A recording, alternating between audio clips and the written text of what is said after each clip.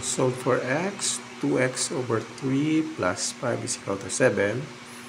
So i-combine muna natin yung like terms. So 5 and 11, para yung constant, sila yung like terms.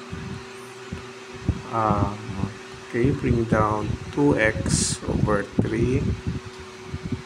So ano ba yung inverse ng positive 5? Or additive inverse? So yun ay negative 5. And then, yung 11, i-bring down lang natin. So, yung negative 5 na idinagdag natin dito, ay isulat din natin dito. So, 5 minus 5 is 0.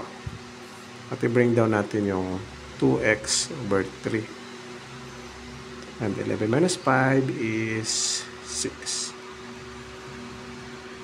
2x plus 0.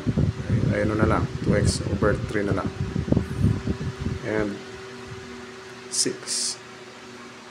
So, ang sunod na gagawin, i-cross multiply natin. So, since ang 6 ay whole number, meron niyang denominator na 1. So, cross multiply natin. So, ayan, ganito. 2x times 1 equals, dito na yan, equals 2x. And 6 times 3 equals 18. Ayan. So, how can we remove 2 para maging 1x na lang? So, i-bring down lang natin sa 2.